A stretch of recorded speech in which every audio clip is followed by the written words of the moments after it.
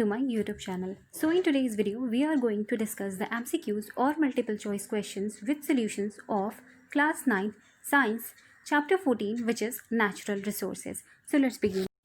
First question, what is biosphere? तो biosphere क्या होता है? The outer crust of the earth is called lithosphere. ये जो outer crust है, जो लैंड एरियाज़ हैं और जो रॉक से बने हैं, वो क्या है? Lithosphere. Areas covered by water, hydrosphere. तो water covers 75% of earth surface. ये चैप्टर में लिखा है. कहीं कहीं 71% भी मिल जाता है, 70% भी मिल जाता है. मतलब ऑलमोस्ट 3/4 एरिया जो है अर्थ का वो वाटर से कवर्ड है. इस चैप्टर में 75% बताया गया है. The air that covers the earth like a blanket is known as atmosphere. And the life supporting zone of earth, जहाँ पे लिविंग थिंग्स एग्जिस्ट करें, वो जोन क्या है? Biosphere. Where the atmosphere, the hydrosphere and lithosphere interact. तो answer is D. Next question, which of the following is abiotic component? Biotic component का मतलब होता है लिविंग थिंग्स और एबियोटिक का मतलब है नॉन लिविंग थिंग्स. तो आंसर है डी, ऑल द अबव. ये सभी एबियोटिक कॉम्पोनेंट्स हैं. Next question, carbon dioxide constitutes up to -% of the atmosphere on Venus and Mars. तो हमें बताना है कि CO2 यानी कि कार्बन डाइऑक्साइड वेनस और मार्स के एटमॉस्फेयर का कितना % हिस्सा है. तो आंसर है ए, 95 to 97%. तो कुछ वीनस के बारे में जी के फैक्ट्स भी हैं, जैसे कि it is the hottest planet. हमेशा सोचा जाता है कि मरकरी जो कि सन से सबसे क्लोज है तो वो हॉटेस्ट प्लैनेट है, पर नहीं. Due to dense atmosphere Venus is the hottest planet. It is also the brightest planet in the solar system. It is known by different names such as evening star, morning star, Earth's twin, and Mars is known as red planet and the Earth is known as blue planet. Next question, eukaryotic cells and many prokaryotic cells need oxygen to break down dash molecules and get energy for their various activity which results in the production of carbon dioxide. तो eukaryotic cells और बहुत सारे prokaryotic cells oxygen का use करते हैं ताकि glucose के molecules को ब्रेक डाउन किया जा सके और उन्हें एनर्जी मिल सके, और ये रिजल्ट करता है in the production of carbon dioxide. तो आंसर है B, glucose. Next question, combustion result in consumption of dash and production of dash. तो combustion जो प्रोसेस है उसमें क्या कंज्यूम होता है और क्या प्रोड्यूस होता है. तो आंसर है A, oxygen is consumed and carbon dioxide is produced. तो दो तरह से ऑक्सीजन का यूज़ देख रहे हैं हम, एक तो है रेस्पिरेशन और दूसरा है combustion. Next question, which of the following statements is true about fixing of carbon dioxide. तो इनमें से कौन सा स्टेटमेंट सही है about fixing of carbon dioxide. तो पहला स्टेटमेंट है green plants convert carbon dioxide into glucose in the presence of sunlight, यानी कि फोटोसिंथेसिस. ये स्टेटमेंट सही है. नेक्स्ट है marine animals use carbon dissolved in sea water to make their cells. तो ये भी स्टेटमेंट सही है. आंसर है C, both A and B. आपको ये दोनों ही स्टेटमेंट्स याद रखने होंगे as ways of fixing carbon dioxide. Next question, which of the following statements is true. तो इनमें से कौन सा स्टेटमेंट ट्रू है. Air is a bad conductor of heat, ये भी ट्रू है. The atmosphere prevents the sudden increase in temperature during daylight hours. तो ये स्टेटमेंट भी सही है. एटमोसफियर जो है टेम्परेचर को स्टीडी कॉन्स्टेंट रखता है during the day and even during the whole course of the year. During the night, the atmosphere slows down the escape of heat into outer space. तो ये भी स्टेटमेंट सही है. इसका मतलब है कि सारे ही स्टेटमेंट एटमॉस्फेयर के बारे में सही हैं. एटमॉस्फेयर टेम्परेचर को कांस्टेंट रखता है, ना ज़्यादा वार्म होने देता है और ना ज़्यादा कोल्ड होने देता है अर्थ को. Next question, what is the range of temperature on the surface of moon. तो मून जिसके पास कोई एटमॉस्फेयर नहीं होता है वहाँ पे क्या रेंज है टेम्परेचर का. तो एक्सट्रीम रेंज है.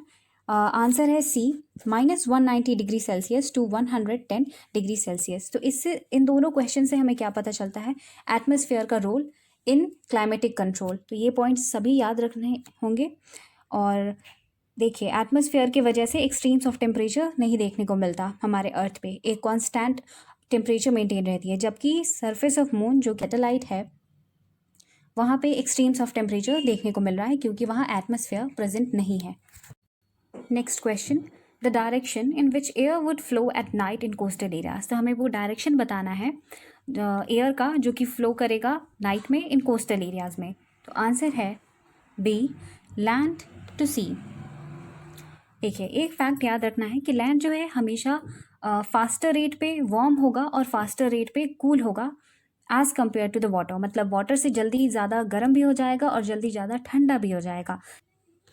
तो देखिए कोस्टल एरियाज़ में डे में, यानी कि डे में क्या है, सनलाइट मिल रहा है, रिसीव हो रहा है, और लैंड जो है जल्दी हीट होगा एज़ कम्पेयर टू सी। तो यहाँ पे लैंड के अबव जो एयर है वो राइज़ करेंगे, वार्म होने के बाद अबव राइज़ करेंगे, और इस खाली जगह को लेने के लिए, क्योंकि सी अभी ठंडा है कंपेरेटिवली, तो उसके ऊपर का भी जो एयर है वो उतना ठंडा है, इसलिए ये कोल्ड एयर जो है रश करेगी to take the place of that warm rising air. तो ये दिन में मूवमेंट होगा फ्रॉम सी टू लैंड, और जब नाइट में लैंड जल्दी कूल हो जाएगा तो रिवर्स कंडीशंस हो जाएंगे और विंड जो है लैंड टू सी मूव करेगा वार्म एयर का जगह लेने को, यानी कि मूवमेंट होगा एयर का from high pressure area to low pressure area. Low pressure area वहाँ क्रिएट होगी जहाँ पे वार्म एयर राइजिंग है, और हाई प्रेशर एरिया जहाँ पे कोल्ड एयर है। तो मूवमेंट है from high pressure area to low pressure area. ये बहुत ही इम्पॉर्टेंट फिनोमिना है, इसको समझना ज़रूरी है। ये ज्योग्राफी के चैप्टर 4 क्लाइमेट में बहुत ही काम आने वाला है। Now let us understand the movement of air, that is winds. तो अगर डेफिनेशन पूछा जाए कि व्हाट इज़ विंड, तो आंसर है द मूवमेंट ऑफ एयर। तो ये जो मूवमेंट है एयर का, ये किस फॉर्म में होगा, in form of a gentle breeze, a strong wind और अ टेरेबल स्टॉर्म। तो ये सब कौन डिसाइड करता है, तो ये रिजल्ट है of the changes that take place in our atmosphere due to heating of air and formation of water vapor. Now water vapor is formed due to the heating of water bodies and the activities of living organisms. और atmosphere कैसे heat होता है, so it is heated from below by the radiation that is reflected back or re-radiated by land or water bodies. तो जो heat energy जो अर्थ पे आती है वो रिफ्लेक्ट होती है, यानी कि री रेडिएट होती है बाय लैंड और वाटर बॉडीज, और इससे एटमॉस्फेयर जो है हीट होता है। तो on being heated convection currents are set up in air.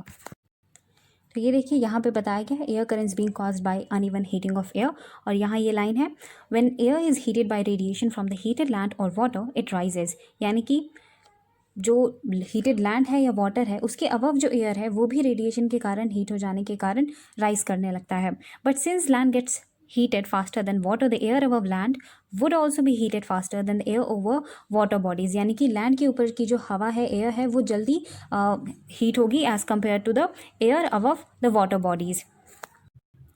तो कोस्टल एरियाज़ में क्या होता है, ड्यूरिंग द डे जो एयर है लैंड के अबव वो जल्दी हीट होती है और राइज करने लगती है, और जो एरिया है ये लो प्रेशर एरिया क्रिएट हो जाता है, और जो एयर है सी के अबव वो इस एरिया में मूव करती है, यानी कि मूवमेंट होता है from sea to land during the day. और नाइट पे क्या हो जाता है, ये उल्टा हो जाता है और मूवमेंट होता है फ्रॉम लैंड टू सी। तो कौन कौन से फैक्टर्स हैं जो इन्वॉल्व होते हैं इस मूवमेंट ऑफ एयर में, तो होगा सबसे पहले कि atmospheric phenomena cause by uneven heating of atmosphere, uneven heating के कारण, इसको याद रखना है। और भी अदर फैक्टर्स हैं जैसे कि rotation of the earth and the presence of mountain ranges in parts of the wind. So ये कुछ factors. Next question. In large parts of India, rains are mostly brought by. तो answer है A, south west और north east monsoon. ये winds हैं जो कि monsoon लाते हैं हमारे कंट्री में, जो रेन लाते हैं हमारे कंट्री में। तो ये सब कुछ हम ज्योग्राफी के चैप्टर क्लाइमेट 4 में और अच्छे से समझेंगे। पर and one more important thing, rainfall patterns are decided by the prevailing wind patterns. Next question, which of the following statement is not true. तो इनमें से कौन सा स्टेटमेंट सही नहीं है। तो पहला स्टेटमेंट है कि फॉसिल फ्यूल्स जैसे कि कोल और petroleum small amounts of nitrogen and sulphur contain करते हैं, तो इट इज़ ट्रू। नेक्स्ट है, जब फॉसिल फ्यूल्स बर्न होते हैं तो उनमें ये प्रोड्यूस करते हैं different oxides of nitrogen and sulphur, ये भी स्टेटमेंट्स है। ये क्वेश्चन भी पूछा जा सकता है कि बर्निंग ऑफ फॉसिल फ्यूल्स पे कौन से गैसेस प्रोड्यूस होती हैं, तो कार्बन डाइऑक्साइड होगा, oxides of nitrogen and sulphur. Nitrogen and sulphur give rise to acid rain, ये भी सही है। नेक्स्ट स्टेटमेंट है, combustion of fossil fuels also decreases the amount of suspended particles in air which could be unburnt carbon particles or substances called hydrocarbons. तो combustion fossil fuels का है, increase कर देता है ये जो अनबर्न्ड कार्बन पार्टिकल्स हैं जिन्हें हाइड्रोकार्बन्स कहा जाता है, ऐसे सब्सटेंसेस को एटमॉस्फेयर में, एयर में ये इंक्रीज कर देता है ऐसे सस्पेंडेड पार्टिकल्स को। तो ये स्टेटमेंट गलत है, it increases the amount of suspended particles. ये सारे इंपॉर्टेंट स्टेटमेंट्स हैं और याद होने चाहिए। Next question, which of the following is not a green house gas? तो इनमें से कौन सा ग्रीन हाउस गैस नहीं है? आंसर है डी, अमोनिया। तो और क्या याद रखना है अबाउट एयर पोल्यूशन? तो ये देखिए, all of these pollutants cause visibility to be lowered. This is known as a smog and is a visible indication of air pollution. And it causes several problems like allergies and other diseases. An increase in the content of these harmful substances in air is known as air pollution. Next question, which of the following statements is not true? तो इनमें से कौन सा statement सही नहीं है? पहला statement है कि सभी सेलुलर प्रोसेसेस वाटर मीडियम में होते हैं, दिस इज करेक्ट। दूसरा स्टेटमेंट है कि सारे रिएक्शंस हमारे बॉडी में, within our body and within the cells, occur between substances that are dissolved in water, ये सही है। तीसरा है substances transported from one part of the body to the other is not in a dissolve form, this is wrong, it is in a dissolve form. And next is D, terrestrial life forms require fresh water because their bodies cannot tolerate or get rid of dissolved salt in water, तो salt water। तो ये सारे points again याद रखने हैं, important है। तो answer इसका सही है C. Next question, which of the following factors determine the sustainability of life in a region? तो आंसर है D, all the above. Availability of water, temperature and nature of soil. Next question, which of the following statements is related to the term water pollution? Answer is again D, all the above. Addition of undesirable substances to water bodies, removal of desirable substances from water bodies and a change in temperature. तो ये सारे factors सही हैं water pollution के। इन अगर ये present है तो मतलब है कि वाटर पोल्यूशन है। तो आपसे क्वेश्चन उल्टा भी किया जा सकता है कि कौन सा सही स्टेटमेंट नहीं है। तो अगर ये तीनों ऑप्शंस रहे और इसके अलावा जो हो तो वो आंसर होगा। तो इस तरह से भी क्वेश्चंस आ सकते हैं। Next question, the outermost layer of our earth is called? Answer is C, crust. Next question, which of the following factors result in making of soil? Answer is B, C, both A and B. Sun and water, wind and living organisms. तो और क्या याद रखना है? तो soil is a mixture and it contains bits of decayed living organisms which is called humus. So humus is a bits of decayed living organism, and humus is a major factor in deciding the soil structure because it causes the soil to become more porous and allows water and air to penetrate deep underground. So humus जो soil में है वो एक major factor है जो कि decide करता है कि soil का structure कैसा होगा। The topmost layer of soil that contains humus and living organisms in addition to the soil particles is called topsoil. The quality of the topsoil is an important factor that decides the biodiversity in that. Removal of useful components from the soil and addition of other substances is called soil pollution. Next question, how much percent of atmosphere is made by nitrogen? Answer is 78%. 21% क्या है? Oxygen, और 0.03% is carbon dioxide. Next question, most commonly the nitrogen fixing bacteria are found in? Answer is roots of legumes in root nodules. Legumes वो plant होते हैं that give us pulses. Next question, plants generally take nitrates and nitrites and convert them into dash which are used to make proteins. तो plants nitrates और nitrites को किस में convert करते हैं? आंसर है बी, अमीनो एसिड्स, और ये प्रोटीन बनाने के काम आते हैं amino acids. Next question, the process by which ammonia is converted to nitrites and then to nitrates is known as?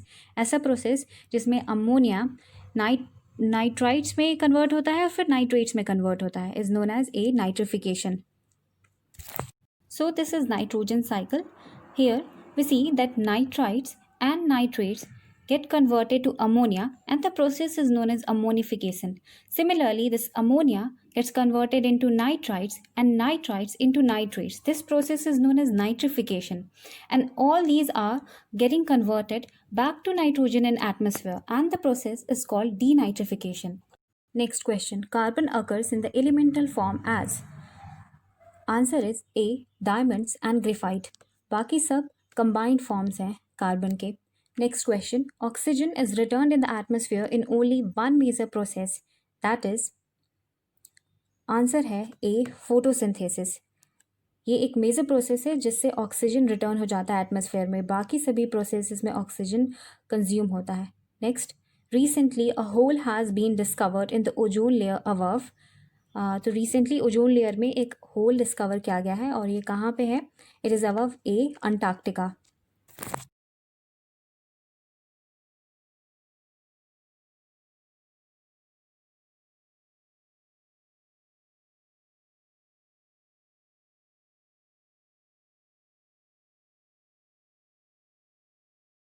Next question, the ozone molecule has dash atoms of oxygen. तो ozone molecule में कितने atoms होते हैं oxygen के? Answer है ए 3। Oxygen जो है वो डाईएटॉमिक है और ओजोन का फॉर्मूला है O3। Ozone is poisonous and it absorbs harmful radiations from the sun. And next question, which of the following statements is true. तो इनमें से कौन सा स्टेटमेंट सही है? पहला स्टेटमेंट है कि ऑक्सीजन एलिमेंटल फॉर्म में एटमॉस्फेयर में 21% तक के एक्सटेंट तक पाया जाता है, ये सही है। Bacteria are poison by elemental oxygen, ये भी सही है। And the process of nitrogen fixing by bacteria does not take place in the presence of oxygen, तो ये भी सही है। So answer is D, all the above. Now next question, which of the following is true about chlorofluorocarbons, यानी कि CFCs। तो ये क्या है? कंपाउंड्स हैं जो कि ओजोन लेयर के साथ रिएक्शन करते हैं और उसे डिप्लीट करते हैं। आंसर है C, man made compounds, very stable and not degraded by any biological process. तो ये चैप्टर बहुत ही इंपॉर्टेंट है और साथ ही साथ इसके डायग्राम्स जो भी साइकिल्स दिए गए हैं ये सब है। पूरी तरह से चैप्टर को कम्प्लीटली पढ़ना है, इंपॉर्टेंट चैप्टर है। So in this way, we discussed some important MCQs or multiple choice questions with solutions of class 9th science chapter 14 which is natural resources. तो अगर वीडियो अच्छा लगे तो लाइक, कमेंट, शेयर और subscribe ज़रूर करें। Thanks.